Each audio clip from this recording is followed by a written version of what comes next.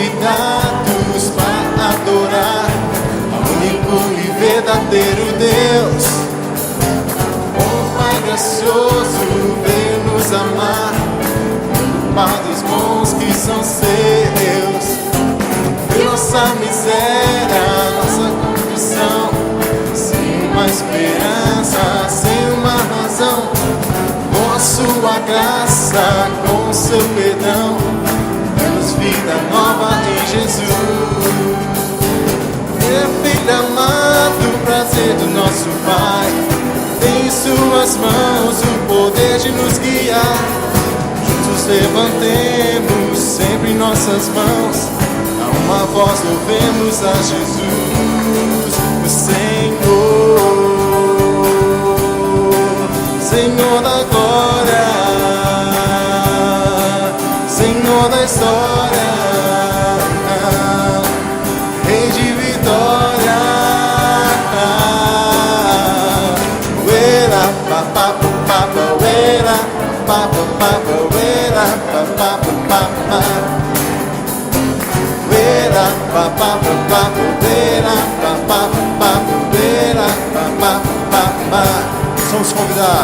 Somos convidados para adorar ao único e verdadeiro Deus. O Pai gracioso veio nos amar, preocupado com os que são seus. Viu nossa miséria, nossa condição, sem uma esperança, sem uma razão, com a sua graça, com o seu perdão, deu-nos vida nova em Jesus. Ele é o Filho amado, prazer do nosso Pai, tem em suas mãos o poder de nos guiar. Juntos levantemos sempre nossas mãos, a uma voz louvemos a Jesus, o Senhor, Senhor da glória, Senhor da história, Rei de vitória. Uera, papá, papá, uera, papá, papá, uera, papá, papá.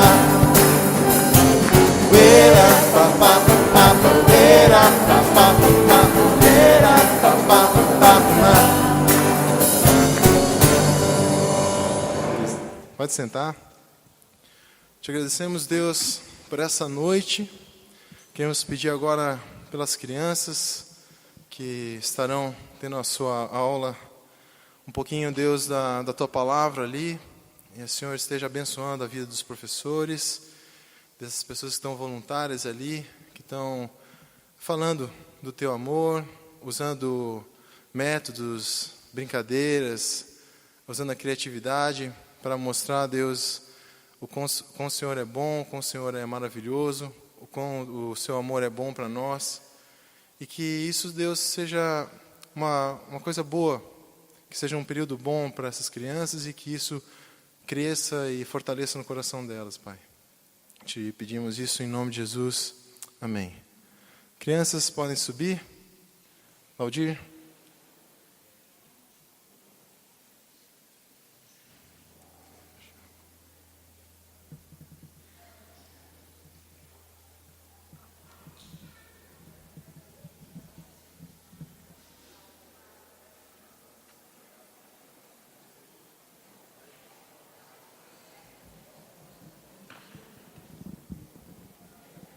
Enquanto as crianças saem, eu só queria mostrar umas fotos de domingo passado, do Dia das Mães, em que eles fizeram um programa para as mães, né? Que foi programado, foi muito, muito bonito, né? Enquanto nós estávamos aqui, fizeram uma recepção lá para as mães, né? As mães com seus filhos, foi muito legal, né? Olha lá.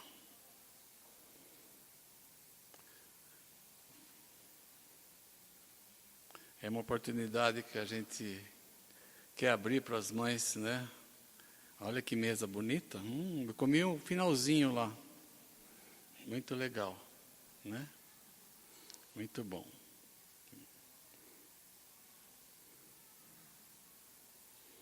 legal. Muito legal. Essa é a última? Então, depois a gente ora agradecendo a Deus, né? Porque pelas mães que nós temos e também pelo centro educacional, né? Que nós temos, onde a gente valoriza a família, né? É um ponto importante da nossa vida com Deus, que é a família, né? Muito bem. Temos outras fotos aí. Queria chamar o Dudo comentar essas fotos aqui para nós. O Dudo tem um amigo que joga vôlei com ele há algum tempo já. E ele é missionário, né, Dudu? Lá na África. Tem as fotos aí? Olha lá. Na verdade, ele não joga comigo, mas nós nos conhecemos há uns 5 anos atrás em Saquarema, num torneio de vôlei. E daí, conversando, ele falou que era um... Obrigado. Ele, conversando, ele daí, comentou do trabalho dele, que ele tinha no Senegal, né? E o nome dele é Carlos dos Santos, mais conhecido como Casé. Ele jogou vôlei profissionalmente quando era jovem. E teve um chamado para o pastorado e também o trabalho no Senegal.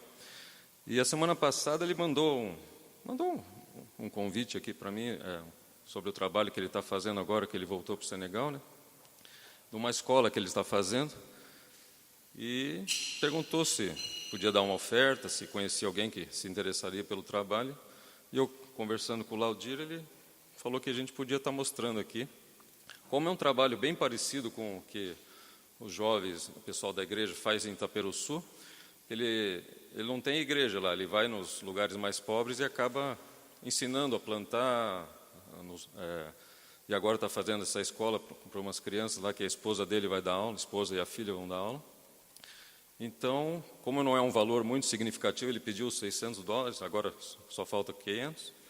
Então, daí estou mostrando para a igreja também, se alguém sentir no coração que pode dar uma oferta também, seria legal.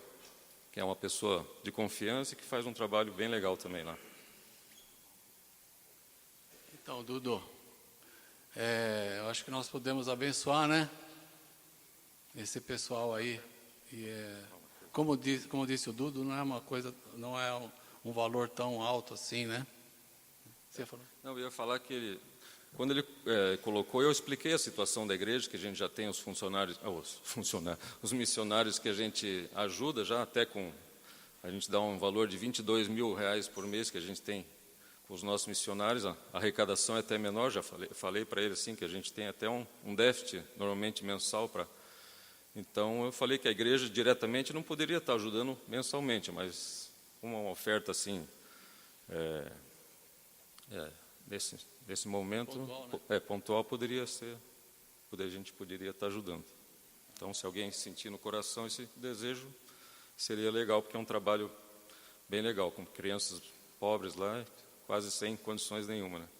Ele queria, no mínimo, fazer pôr um teto, um tijolo, porque na verdade estava tudo com palha lá, como vocês podem ver lá. Então, se você sente que deve contribuir para essa finalidade, então é só ir lá na mesa e contribua com aquilo que você achar que pode contribuir, né? Investir aí, tá bom? E nós vamos orar, tá bom? Depois nós oramos, né, Dudu? Quer ficar aqui? Para a turma ficar admirando você? Pode ficar. Né, Zé, Roberto? Cara bonito tem que ficar na frente, né? Muito bem. Dudu vai ficar para orar aqui com a gente. Tá dando risada por quê, Padilha? Eu também fico, né? Tá bom. Muito bem. Hoje nós estamos recebendo uma visita legal aqui, do André. Cadê o André? Olha aí. Vem aqui, traz aqui, Kétia. Olha que legal. O Andrezinho, filhinho da Kétia, nasceu em janeiro, dia 20, foi isso, né? E Luiz Gustavo e da Kétia. Estão morando lá em Porto Alegre, né? né? Quer falar alguma coisa, Kétia? Fale, cante alguma coisa. Oi, igreja. Ela veio visitar os pais aqui, né? A Gedir e o Doni. Falaram, tem que mostrar para a igreja essa belezinha aqui, né? Esse é o André. O André. Nosso pequenininho que Deus tem abençoado cada dia. Que legal, né? Agradecer a Deus pela vida do André e vocês lá, né? Tá bom? Volta quando? Não tem previsão. Não tem previsão, tá bom. Mas que Deus abençoe vocês, viu? Com o Andrezinho aí, né? As pediatras estão felizes por você aqui. Para querer cuidar, acompanhar vocês, né? Final de semana que vem, acho que o Luiz Gustavo consegue vir também. Vir também. Daí a gente fez uma apresentação oficial. Faz de conta que a gente não fez a apresentação, né? Mas a gente fica tão contente de ter vocês aqui, tá bom, Kétia? Tá bom. Obrigada. Podemos orar? Cadê o Dudo? Dudo. André.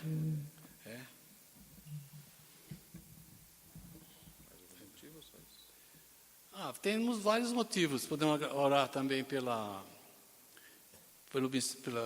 essa possibilidade de a gente ajudar lá. Como é que o Cazé, né? Cazé, Senegal. Orar também agradecendo a Deus pelo final de semana passada, Dia das Mães, que foi muito legal. E também nós podemos orar agora pelo Andrezinho aqui, né? Que chegou para alegar a família do Luiz Gustavo e da Kétia, né? E dos vovós aí, né? Pai querido, obrigado por mais esse dia, por essa noite, por esse culto, porque o Senhor tem nos cuidado e nos tem abençoado, Pai. Queremos te agradecer, em especial agora pelo trabalho lá do Cazé, no Senegal. Obrigado pela vida dele, da sua família que estão lá, por esse trabalho que ele tem feito e que o Senhor possa continuar abençoando ele, tanto emocionalmente, fisicamente e monetariamente agora com essa oferta possível, Senhor. Quero te agradecer também pela vida do André, porque ele veio com saúde, pela alegria que o Senhor tem dado a Kétia e o Gustavo, Senhor. Obrigado, Senhor, por essa bênção na vida deles, Senhor. Queremos te agradecer pelos trabalhos que têm sido feitos aqui na igreja, pelo fim de semana passado com as mães, com as crianças, Pai, que foi bem gostoso, Pai. Obrigado realmente por tudo isso, em nome de Jesus, amém. Então tá. Nós vamos ter um jantar dia 10 de junho. Eu vou chamar o Júnior. Eu perguntei qual Júnior. Aí o Duílio falou, o Júnior fofinho. Muito bonito. Tem o fofão e o fofinho agora, né? Eu sou qual? O fofinho. Então, quem não fez sua inscrição, hoje é o último dia para você fazer igual o Dimas fez comigo ali. Dimas, está aqui o seu... Cadê o Dimas? Está aqui o seu convite, você me deu R$100, estou te devolvendo 10, está aqui, não esquece de pegar o troco comigo. Então você e a Tiffany estão confirmados no jantar para o dia 10 de junho. Quem diria, hein? E você pode fazer o mesmo, né? Hoje, então, com desconto, hoje é R$90 o casal. Quem já foi lá, o local é muito bacana, tá? No Pio Eventos, né? Ele é um amigão do Gui Hortz. E ele tem um local muito bacana, um jantar, vai ser muito agradável, luz indireta, local aconchegante, tem estacionamento, gente que vai ficar cuidando do seu carro, umas massas deliciosas. Então, faça hoje a sua inscrição, não deixa para pagar depois, não, tá? E vamos ter um casal bem especial, convidado, que vai contar um pouquinho de sua história, falar um pouquinho sobre relacionamento, né? Padilha e Mari. Então vai ser legal, gente. Não deixa de fazer sua inscrição hoje, tá? O Duílio está por aí? Está aí, a Adri está aí também, tá? Acho que da nossa equipe hoje só está nós, né? Tá, e eu. Tá? Então venha falar com a gente. Faça como o Dimas fez. Mais alguma coisa, Laudir? Você já fez sua inscrição? Eu só dei meu nome. Ah. Mas eu vou pagar. É, né? É. Vai lá. Muito bem. Vai ser legal, né, Júnior? Muito legal. E é para levar gente nova para nós, né? Casais, amigos, assim. Que a gente... convide seu vizinho, o pessoal do seu trabalho, da sua faculdade. Tá? Tem muita gente já fazendo isso. Tem gente que pegou convites assim, sem saber quem que ia convidar, mas sabia que ia convidar alguém.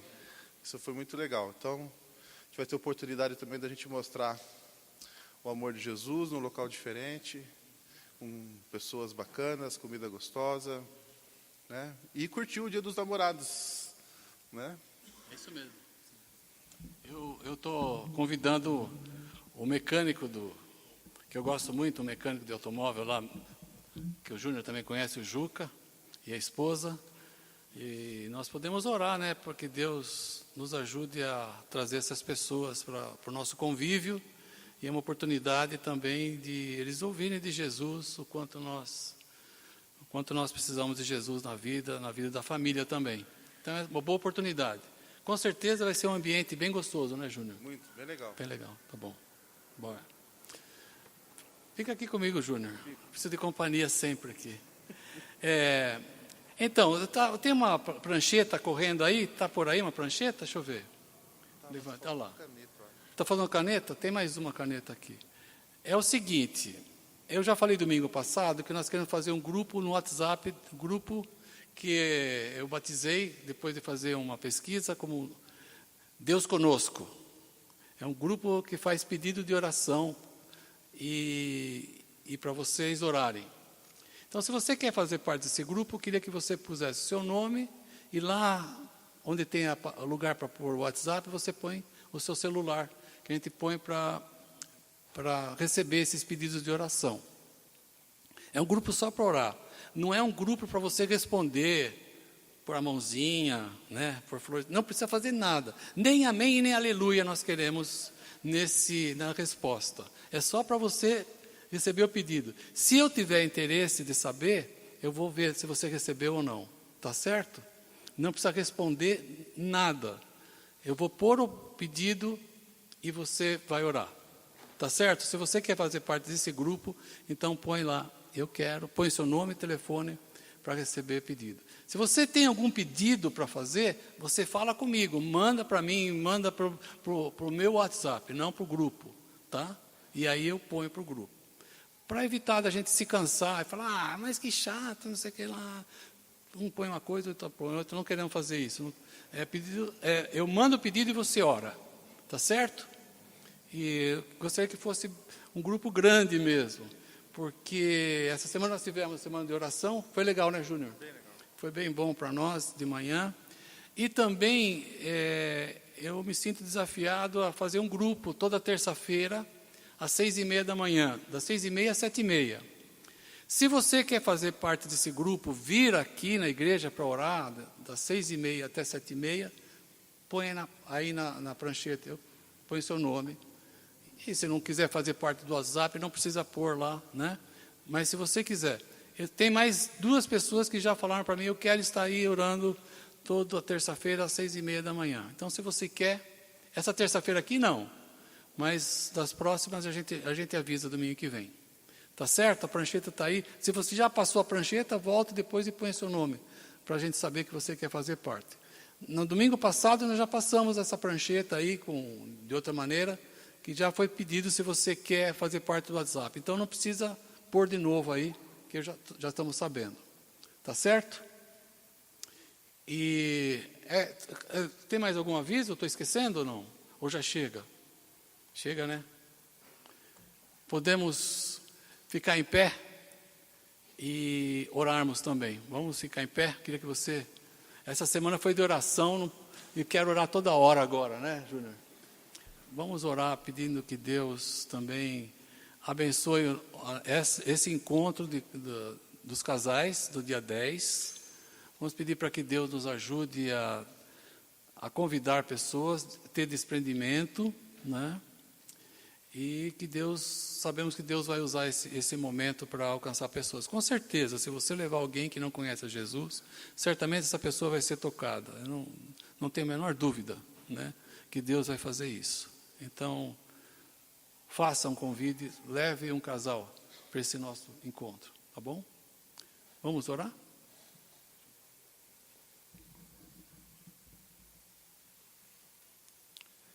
Querido Pai, nós queremos dizer que o Senhor é o dono da nossa história, das nossas vidas, e te louvamos, ó Deus, pelos diversos encontros que o Senhor proporciona para nós como igreja, através dos grupos de oração, através deste momento que vamos ter, desse jantar com casais.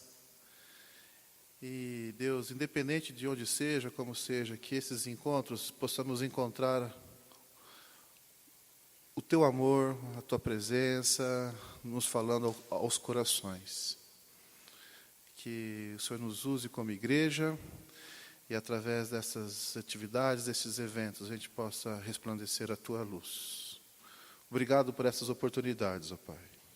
Em nome de Jesus, amém.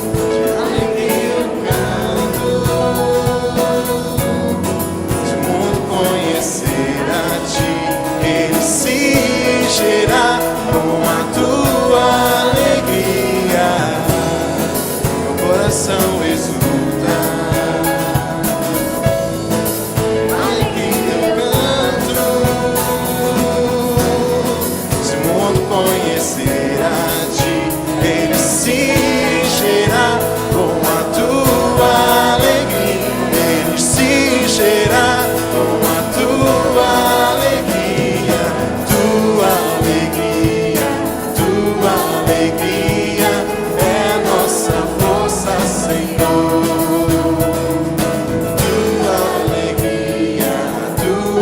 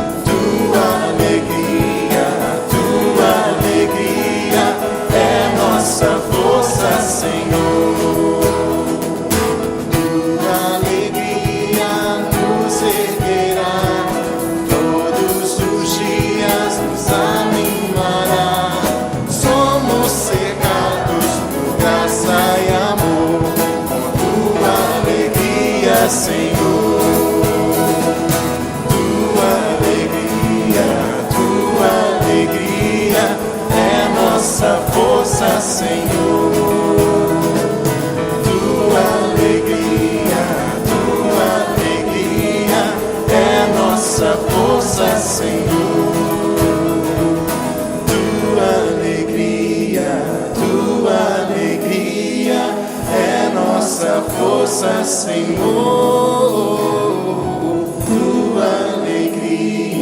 tua alegria é nossa força, Senhor. Amém. Pode sentar. Fernando.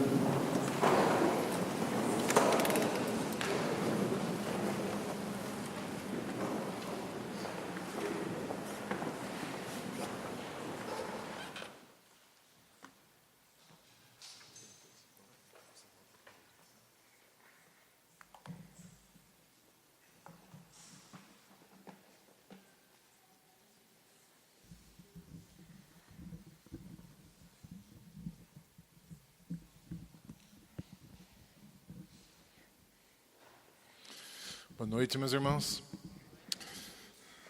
Vamos continuar então no nosso texto do Evangelho de João. Nós temos estudado já há alguns meses. Estamos no capítulo 12. Hoje nós vamos ver a entrada de Jesus em Jerusalém. O título do nosso estudo hoje é Triunfo ou Tragédia. Vou falar um pouquinho sobre isso. Mas vamos ler todo o trecho e eu acho que vale a pena a gente gastar um tempinho aqui. Eu vou passando ali, vamos lendo juntos o texto de João 12, do 12 até o 36. Então vamos lá. No dia seguinte, a grande multidão que tinha vindo para a festa ouviu falar que Jesus estava chegando a Jerusalém. Pegaram ramos de palmeiras e saíram ao seu encontro, gritando: Hosana, bendito o que vem em nome do Senhor. Bendito é o Rei de Israel.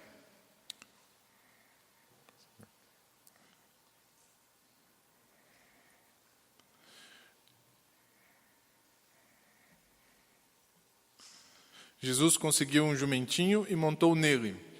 Como está escrito, não tenha medo... Está passando demais isso. Não tenha medo, ó cidade de Sião, eis que o seu rei vem, montado num jumentinho. A princípio, seus discípulos não entenderam isso. Só depois que Jesus foi glorificado, eles se lembraram de que essas coisas estavam escritas a respeito dele e lhe foram feitas. O próximo. A multidão que estava com ele quando mandara Lázaro sair do sepulcro e o ressuscitar dos mortos, continuou a espalhar o fato. Muitas pessoas, por terem ouvido falar que ele realizara tal sinal miraculoso, foram ao seu encontro. E assim os fariseus disseram uns aos outros: não conseguimos nada, olhem como o mundo todo vai atrás dele.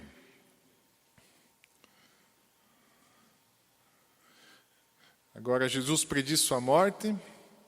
Então, entre os que tinham ido adorar a Deus na festa da Páscoa, estavam alguns gregos.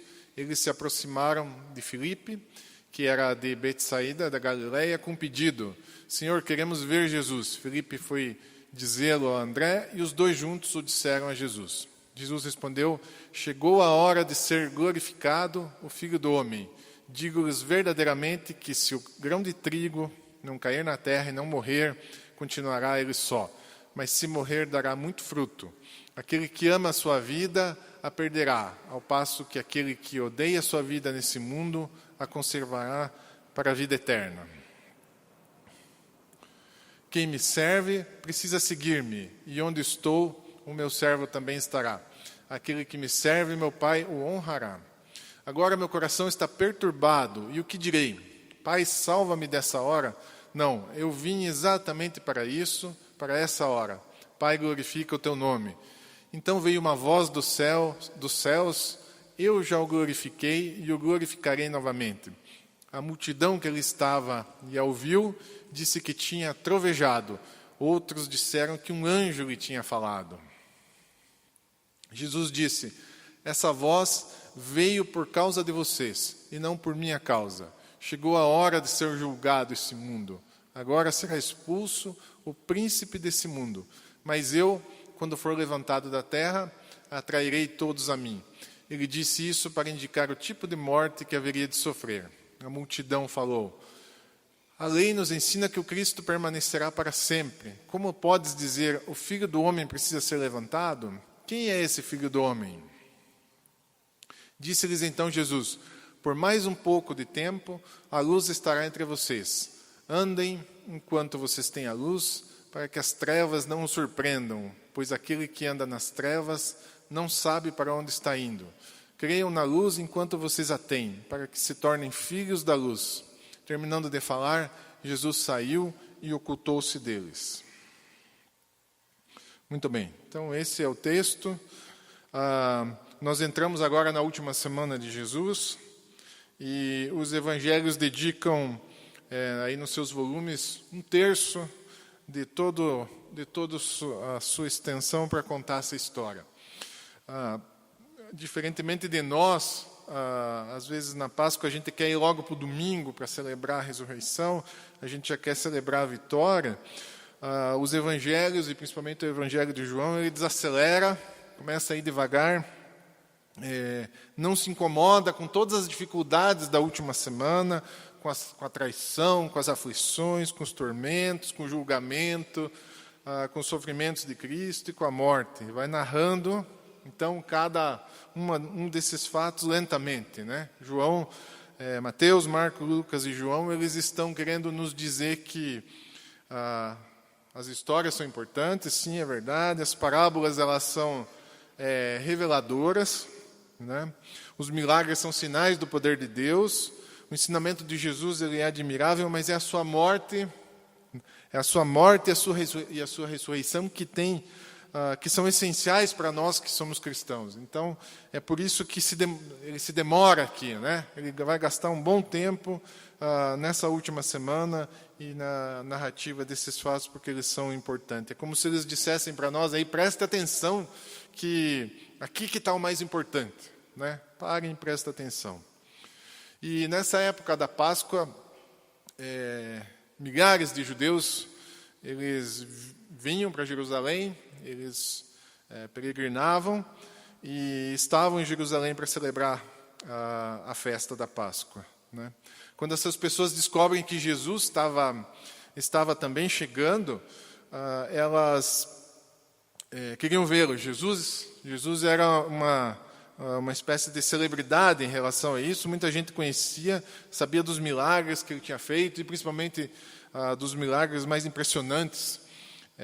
A ressurreição de Lázaro, nós vimos na semana retrasada, um pouquinho também na semana passada, um homem morto, né? E a ressurreição era uma coisa chocante. E Jesus era visto, então, como símbolo de esperança para todo esse povo. Quando você recebe esse comunicado todas as semanas, né? Você sempre encontra ali um título do texto. E quem faz os títulos do texto é o Aldir, né? Ele que diz, que define o título do texto. E para essa semana, ele colocou o título Triunfo ou Tragédia, né? E ela é uma pergunta bem interessante, porque resume talvez bem o que seja esse texto. E eu não sei se vocês sabiam, eu pelo menos não sabia, eu desconhecia, a palavra triunfo, ela vem do latim triunfus, que era uma cerimônia feita na época da Roma Antiga. E na mesma época que Jesus viveu, era uma cerimônia que servia para homenagear os generais romanos. Era uma cerimônia que servia para exibir as glórias, para demonstrar as glórias e as vitórias dos generais romanos. E nessa cerimônia, o general homenageado, ele entrava em Roma de forma triunfal. Se puder passar o próximo, por favor. E era uma espécie de procissão. Então, os generais entravam em Roma numa espécie de procissão, e essa palavra triunfo significava isso. Era uma procissão quilométrica, né? Não era pouca coisa, não. Se estendia por toda a cidade. E o povo todo, principalmente as autoridades, faziam parte dessa cerimônia. No dia do triunfo, o triunfo então era isso que acontecia. O dia do triunfo, o general usava uma coroa de louros, às vezes dourada. Ele se vestia de roxo, de vermelho, dourado, e ele desfilava montado numa carruagem com 4 cavalos, puxado por 4 cavalos potentes. Atrás dele vinham os seus soldados com os uniformes e as armaduras, né? E por último vinham os despojos da guerra, né? Os escravos, os prisioneiros acorrentados que eram destinados aí à exibição, as armas capturadas, o tesouro, o ouro, a prata, as obras de arte, as estátuas, né? Então tudo que tivesse sido conquistado vinha atrás, aquilo era gigantesco, né? E a multidão aguardava e aplaudia. E a procissão podia durar 2 a 3 dias, passava por todas as ruas da cidade, era uma coisa lenta, meio parecido com os comícios que a gente vê aí dos políticos, né? E esse general, ele seria conhecido por toda a sua vida como Homem de Triunfo. Era um título que ele recebia. Essa cerimônia era para glorificar, então, o general, né? Então, essa palavra glória, que a gente viu bastante no texto, vamos falar bastante nela, ela é assim decisiva para esse estudo, né?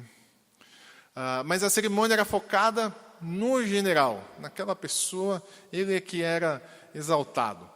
E o endeusamento, a exaltação era tão grande que ele se sentia realmente como se fosse um verdadeiro Deus. Por isso eles colocavam logo atrás do general um escravo, um sujeito, que era chamado de memento mori. Memento mori em latim quer dizer, lembre-se que um dia você vai morrer.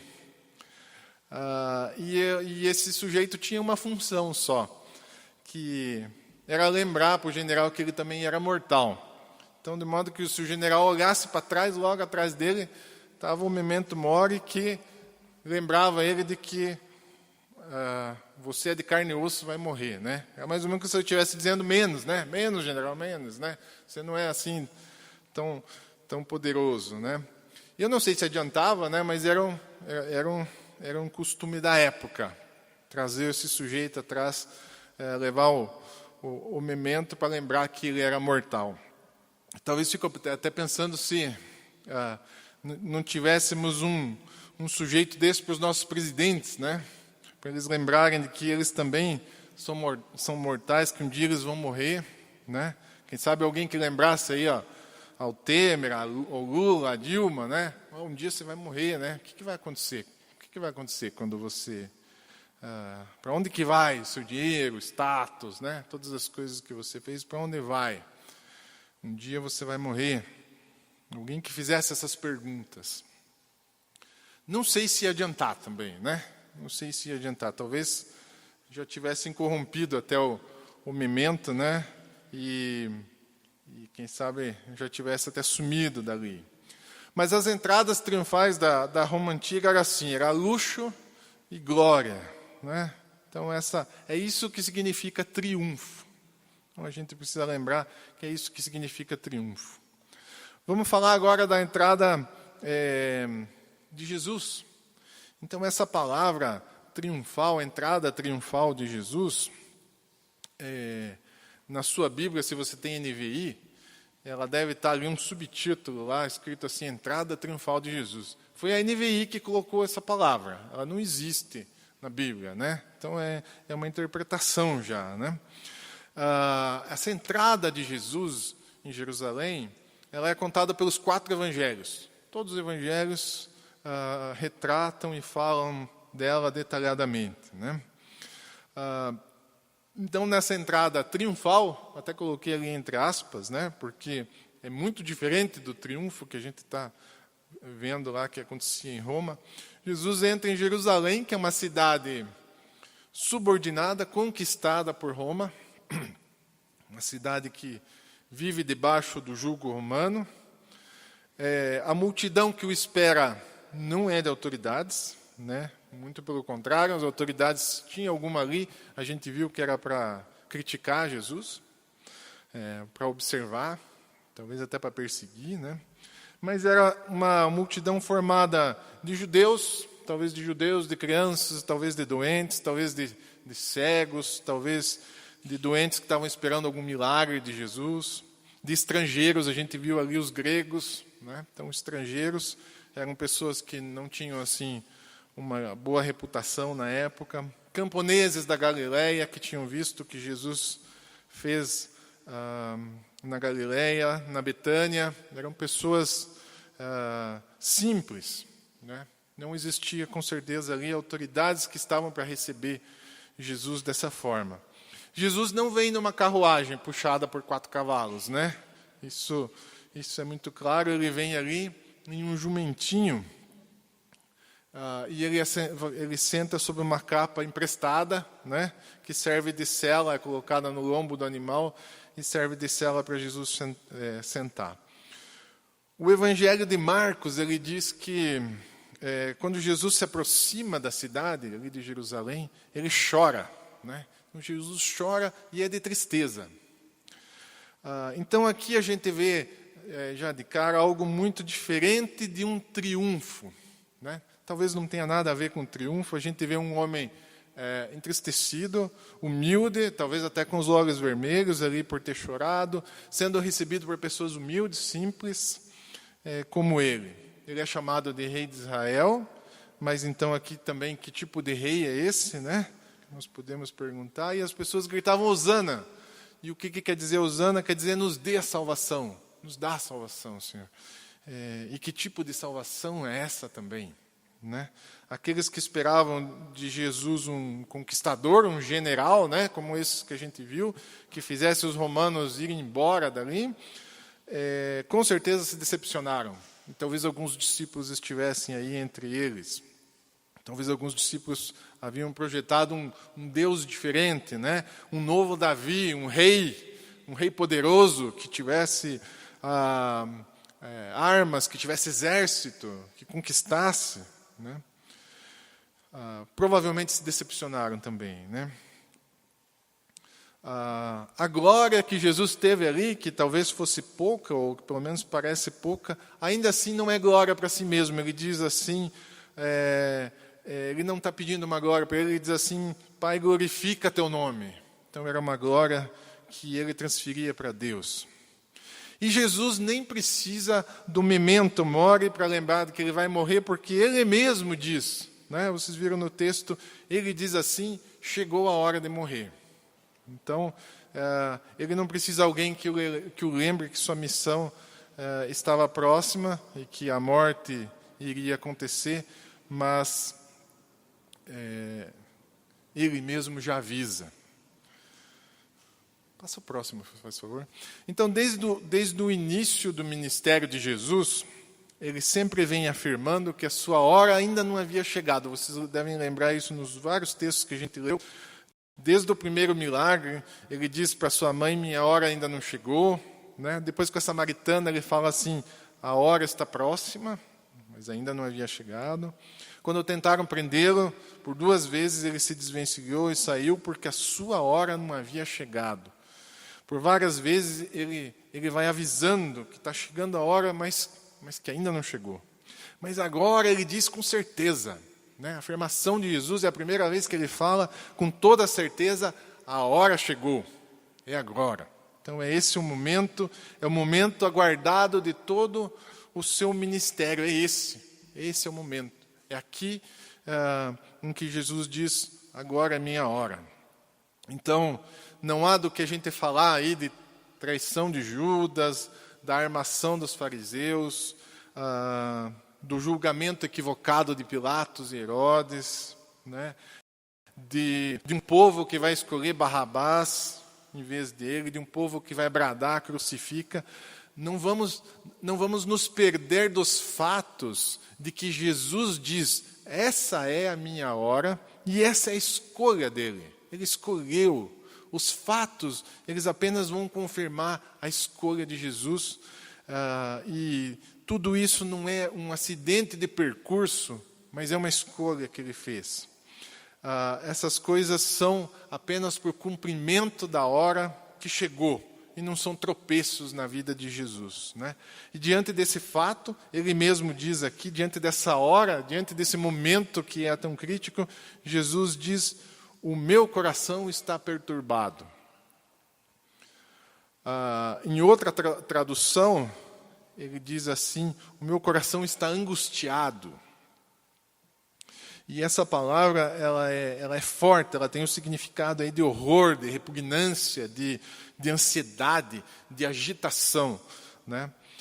Há pouco eu disse que Jesus chorou, né, ao entrar em Jerusalém. Agora ele diz que ele se sente angustiado, que ele está perturbado, que ele está ansioso. E isso parece que escapa um pouco de nós, cristãos, essa humanidade de Jesus. A gente perde um pouco de vista, né? A gente parece que olha para Jesus mais como um Robocop, um cara que entra na sua missão e vai. Ele entra em Jerusalém, ele desafia os fariseus, ele briga no templo, faz a ceia, é preso. Parece que ele vai de encontro disso, e nós perdemos um pouco essa noção de que Jesus é plenamente homem, e como homem, ele sente a angústia, ele sente a ansiedade. Ele vive esse momento, e esse momento é crítico para Jesus, né? Perdemos de vista isso. Acho que a gente esquece um pouquinho de que ele é carne. O Verbo se fez carne. Ele é humano, né? Então, o coração de Jesus está angustiado porque ele está diante de uma encruzilhada. Ele está diante de uma opção, né? De novo, às vezes a gente pensa que Jesus não teve a opção, que não teve escolha. Ele teve a opção e ele poderia ter ido embora, né? Tem até um filme que um pouco antigo, não assistam, não vale a pena, né? Mas é um filme, A Última Tentação de Cristo, um filme que foi famoso no passado, que mostra a opção 2, mostra Jesus escolhendo fugir, né? Então Jesus ele foge da cruz, casa com Maria Madalena e tem filhos, né? Essa era a última tentação dele, a qual ele não venceu, né? Então os filmes, eles parece que enxergam um pouco mais o humano e percebem que Jesus teve uma escolha, ainda que deturpem a palavra, mas eles enxergam mais o humano. Parece que nós enxergamos mais o divino, mas temos dificuldade em enxergar o humano, enquanto o resto do mundo enxerga mais o humano e tem dificuldade de enxergar o divino em Jesus. O fato é que ele teve a opção, e ele diz aqui, a gente lê o texto, Jesus fala assim: o que direi? Né? Então, quando ele diz o que direi, ele está dizendo assim: eu tenho uma opção, né? Pai, salva-me dessa hora. Então ele está dizendo: olha, posso apelar para Deus e cair fora, né? Mas ele responde a sua pergunta, e ele diz assim: não, eu vim exatamente para isso. Então Jesus reafirma, ele entende a opção, ele sabe que é uma escolha, mas ele diz assim: não, eu rejeito essa escolha, eu não vou pedir, Pai, salva-me dessa hora, eu vim para isso, essa é a minha missão, eu vim para isso. E no final ele diz assim: Pai, glorifica o teu nome.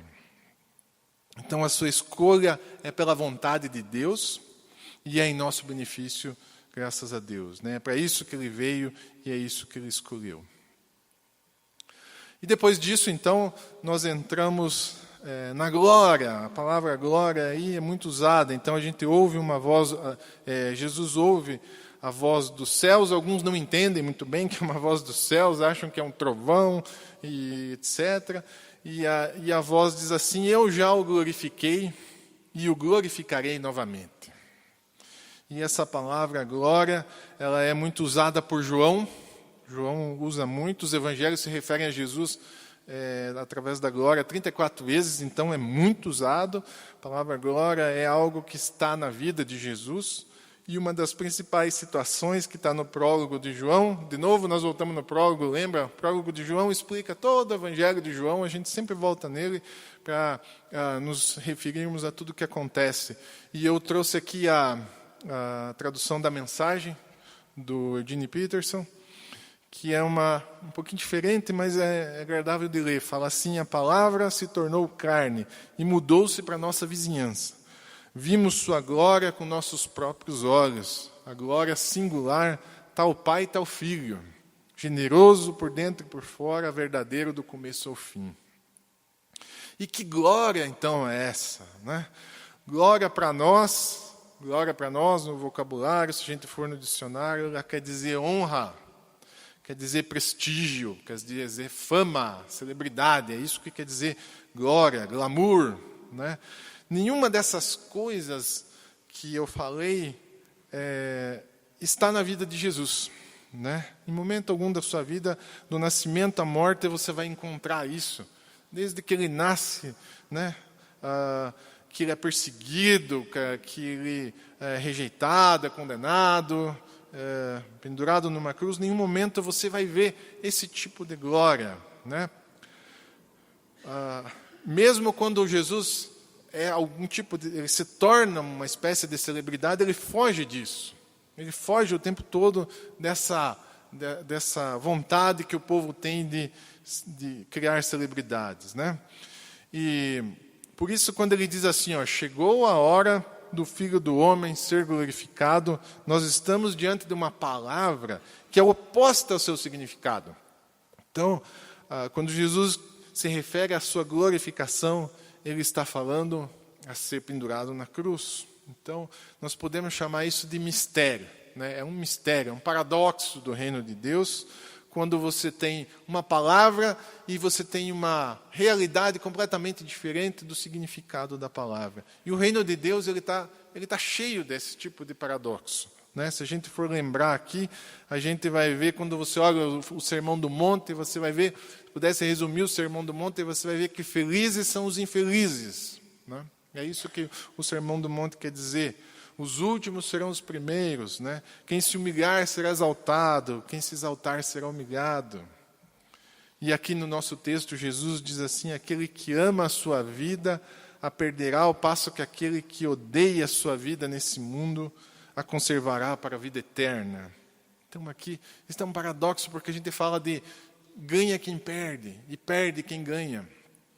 São coisas que racionalmente não fazem sentido, mas fazem sentido como um mistério do reino de Deus. A glória de Jesus é uma glória diferente da glória do mundo, bem diferente, é oposta, né? Então a gente tem que ajustar nosso dicionário. Nosso dicionário no reino de Deus precisa ser reescrito, porque ele tem outros significados, né? E nós nos confundimos, né? Nós nos confundimos como igreja, seguidamente, como povo cristão. Nós nos atrapalhamos um pouco com essa glória do mundo e a glória do reino de Deus. Por conta da Casa Redentora, eu acabo tendo sempre que visitar várias igrejas, né?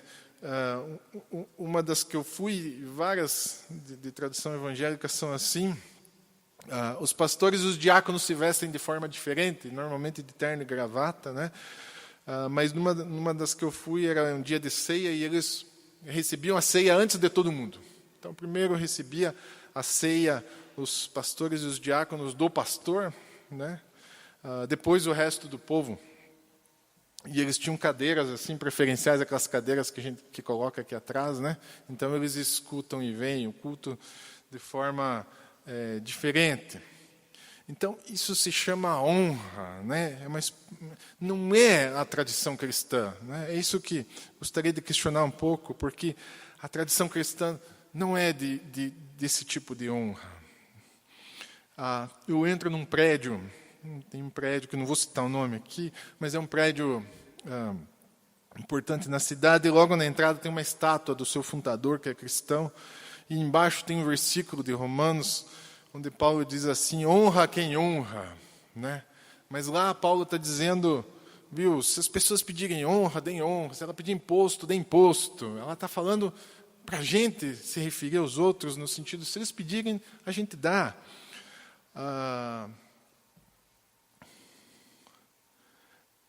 É esse, às vezes, o sentido que a gente acha que precisamos honrar as pessoas, fazendo uma estátua dela, dizendo, essa pessoa construiu o prédio, né?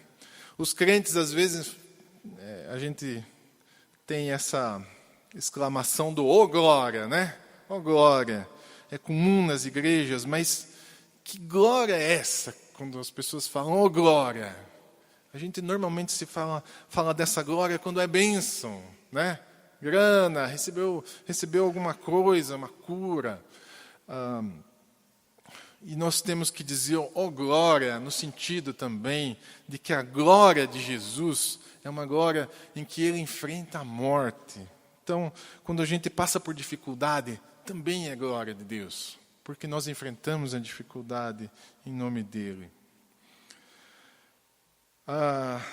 Outro ponto que tem se tornado comum, e eu trouxe uma citação desse Joel Osteen, talvez você já tenha até comprado algum livro dele. Ele é pastor da maior igreja americana, norte-americana, e isso é significativo, né? Ele diz assim, Deus não nos criou para sermos médios, ou medianos, ou medíocres, né? Ele nos quer com autoimagem positiva. Ele quer que nos sintamos bem com nós mesmos. Você foi feito para se superar, destinado à vitória. Então eu pergunto se isso é cristão. Isso está dentro do que Jesus nos chama para a glória, né? É cristão isso? Respondam vocês, né?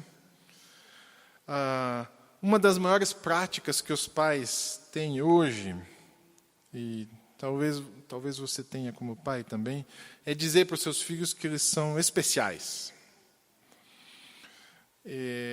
50 anos atrás, fizeram uma pesquisa, apenas 10% dos adolescentes acreditavam ser especiais, muito importantes, né?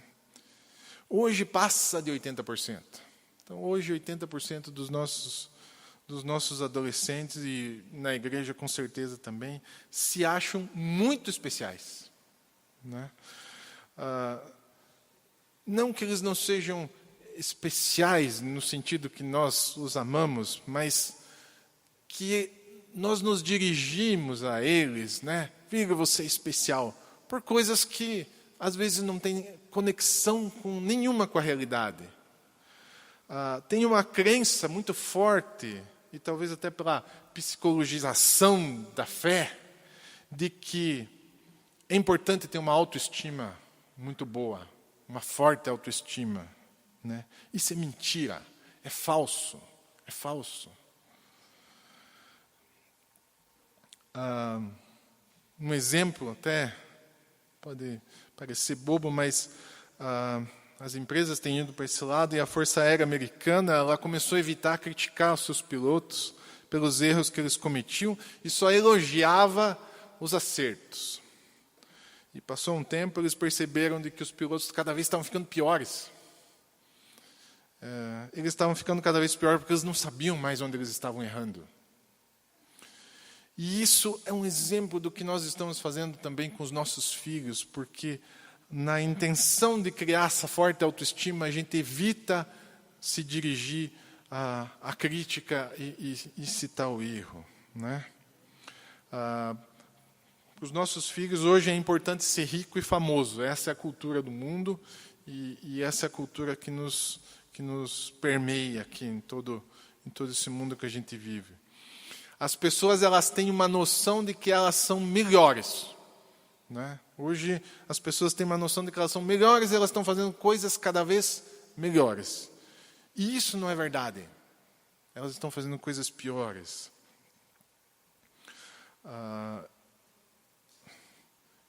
Isso chama-se narcisismo, é uma epidemia.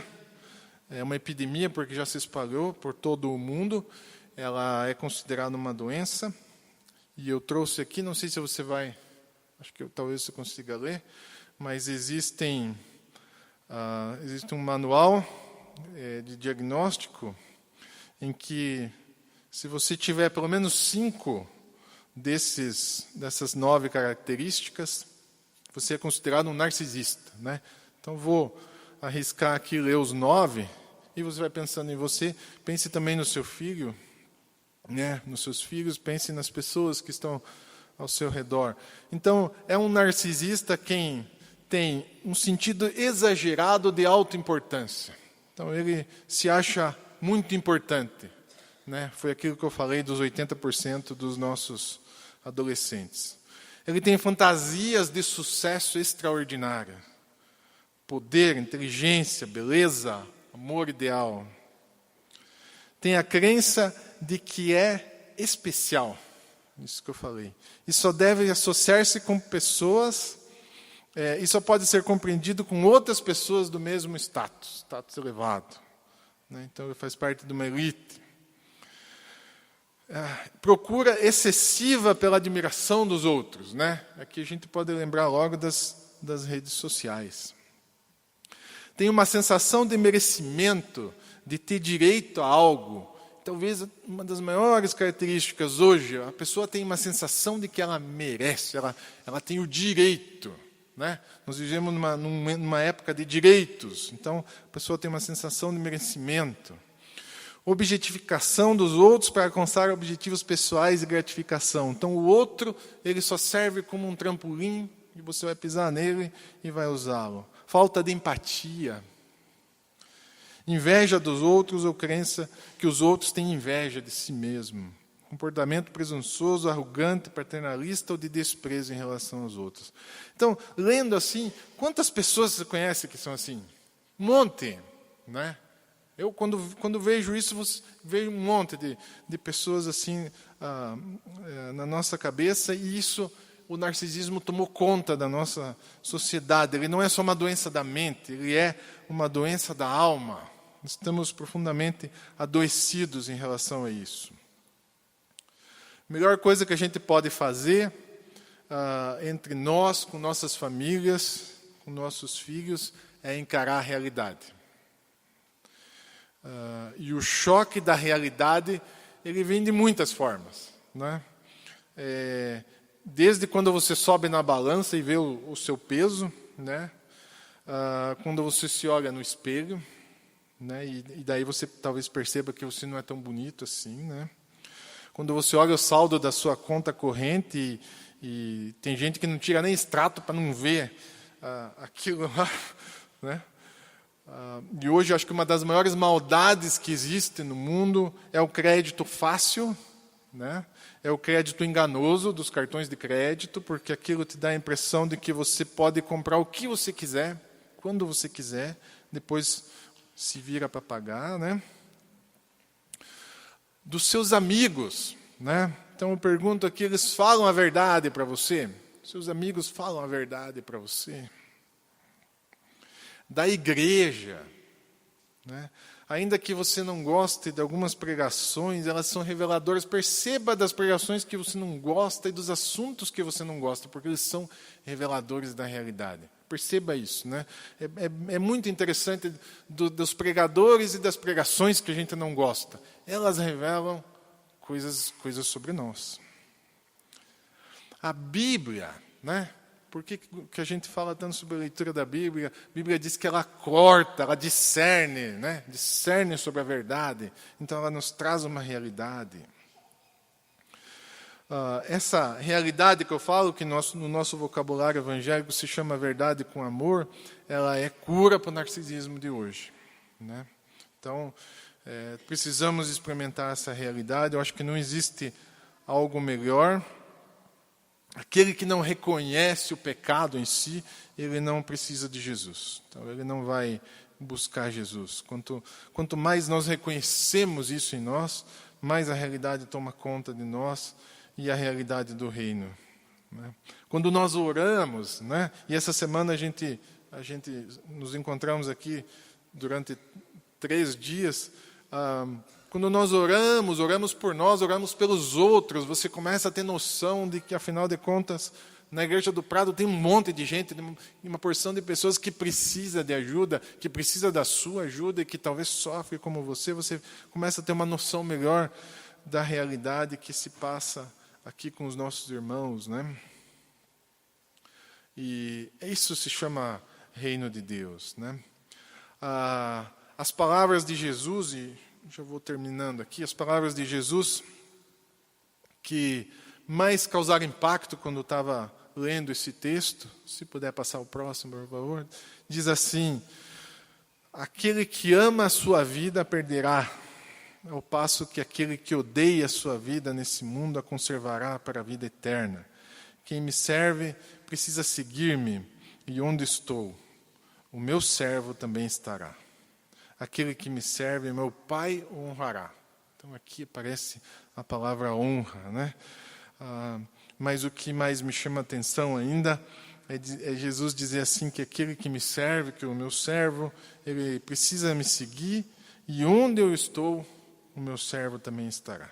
Então são palavras difíceis, é difícil ler isso. Eu não consigo entender que a gente leia e não se sinta incomodado. É difícil ler porque Jesus está em muitos lugares, sabe? Ele está lá entre os pobres, ele está entre os necessitados, entre os doentes. E ele está na cruz também. Ele morre, né? Ele enfrenta inimigos, ele enfrenta a morte. Então é difícil ler isso, né? Não sei se você sente essa dificuldade também, mas isso é desafiador para a nossa vida, né? Desafiador. A morte é o princípio da nossa conversão. Não estou falando só que a gente vai morrer fisicamente, mas a morte é onde começa a nossa conversão. Eu nego a mim mesmo. O Laudir, acho que há 2 domingos, falou, eu compartilhei no grupo do WhatsApp aqui dos homens que mês passado fiz 30 anos de conversão. 30 anos me converti, eu era um moleque de 17 anos quando aceitei Jesus. E o princípio da conversão é poder dizer não para aquilo que você é, para esse narcisismo, para esse egoísmo, para essa natureza humana, para essa carne. O princípio da conversão é decretar essa morte, né? E por mais negativo que pareça ser, né? Eu lembro da minha conversão, eu lembro de que durante semanas, né? Eu era um moleque, durante semanas eu senti uma paz interior que não tem explicação. A gente não consegue explicar. Não é algo que você inventou, mas a morte permite essa honra que o Pai nos dá, que é habitar dentro de nós. E isso faz toda a diferença na nossa vida. Isso faz com que a morte não seja só um sofrimento que o teu ego está morrendo, que ele está sendo negado, mas que seja um preenchimento do Espírito Santo na nossa vida. Eu lembro também que é isso que nos faz enfrentar todas essas dificuldades que Jesus nos desafia. A conversão é o início da nossa jornada, mas ela passa também por não sermos filhos mimados, né? Deus não nos nega as dificuldades. Eu lembro especificamente da minha conversão, quando voltei para casa. A gente sempre fazia acampamentos sexta, sábado, domingo. Acho que ainda fazemos hoje acampamento de jovens, mas quando voltei para casa no domingo à noite, lembro de ter encontrado minha mãe aos prantos, chorando porque meu pai havia decidido ir embora de casa. E foi embora de casa e nunca mais voltou. Mas Deus não me livrou daquelas coisas, mas pelo contrário. Pelo fato de ter perdido um pai, eu ganhei outro. E foi muito, mas muito mais especial esse novo pai que recebi. Não é algo para a gente lamentar, é algo para a gente entender que Deus como Pai é um Pai especial. Essa paixão, esse amor que Jesus tem por glorificar o Pai, e o fato do Pai também glorificar Ele, não o livrar de nenhuma dessas dificuldades que Jesus enfrentou, incluindo a morte, nos dá certeza de que nós somos cuidados, né? Mesmo quando a gente tenha que enfrentar a realidade da vida, não as mentiras, né? Porque isso, o mundo está cheio dessas mentiras e dessa ilusão, mas a realidade da vida, que não é simples, é complexa, é dura, é difícil, ela é enfrentada com muita sobriedade, com esse preenchimento do Espírito Santo, né? Então, meus irmãos, eu os animo a gente andar nesse caminho. Eu os animo a conhecer esse Cristo, se você ainda não conhece, e não desistir dele, não desistir dessa caminhada. Ela é uma caminhada de uma vida toda. Tá bem? Vamos orar? Pai querido, eu te agradeço pelo sacrifício de Jesus, que é total, pleno e suficiente para que a gente tivesse recebido essa vida. Eu te agradeço pela minha caminhada de 30 anos contigo, Pai. Através de Jesus, é o que faz diferença em minha vida para enfrentar todas as dificuldades, Senhor. Mas te agradeço, Senhor, e te peço também que nos anime a continuar andando firmes, nos ajuda a ter clareza sobre a realidade do mundo, não nos deixa cair nessas tentações que são tão grandes, nos ajude a ensinarmos nossos filhos o verdadeiro cristianismo, a verdadeira realidade desse mundo, Senhor. Não nos deixe cair nessas ilusões que estão presentes até mesmo na Tua igreja, Pai. Nos anima com isso. Te peço, Senhor, em nome de Jesus, Pai. Amém.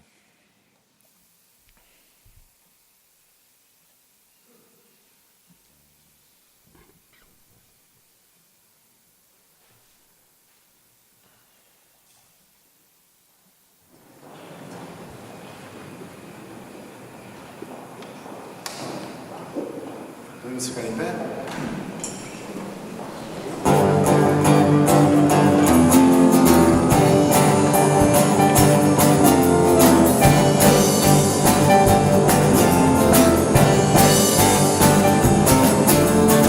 O Senhor é quem me guia, nada me deixa faltar. Em situações tranquilas, Ele me dá descanso e alegria. De aflição e na segurança e conforto, em presença de adversários, e me dá livramento e vitória.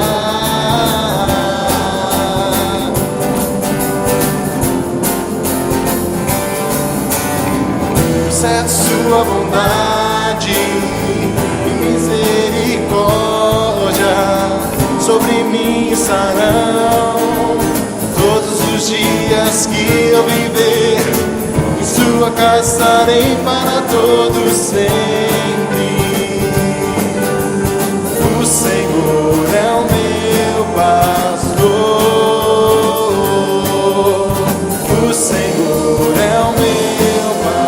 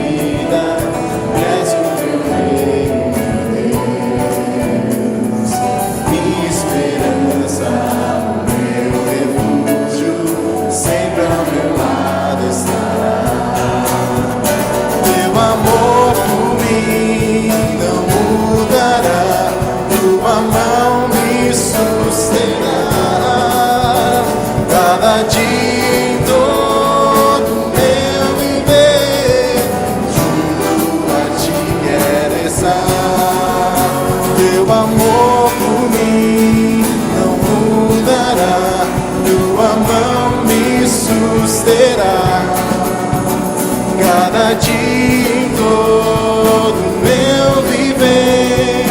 Junto a ti quero estar. Tu és a rocha da minha vida, és o meu rei, o meu Deus, minha esperança, o meu refúgio, sempre ao meu lado estará.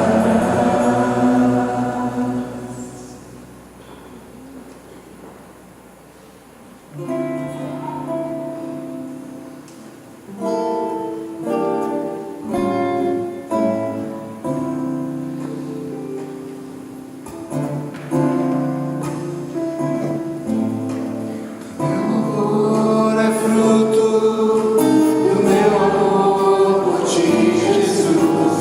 Lábios que confessam o teu nome. É fruto de tua graça e da paz que encontro em ti e do teu Espírito que habita em mim, que habita em mim.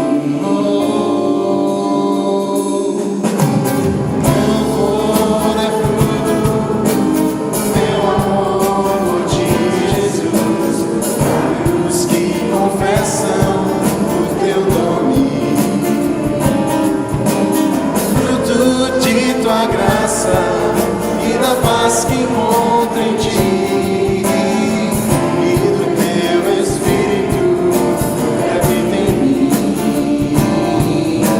que habita em mim. Ainda que as trevas venham me cercar, ainda que os montes se desabem sobre mim, meus lábios não se fecharão, mas sempre hei de te louvar. Meu louvor é fruto do meu amor por ti, Jesus. Lábios que confessam o teu nome. Fruto de tua graça e da paz que encontro em ti e do teu Espírito que habita em mim, que habita em mim. Ainda que os homens se levantem contra mim, ainda que cadeias venham me prender, meus lábios não se fecharão,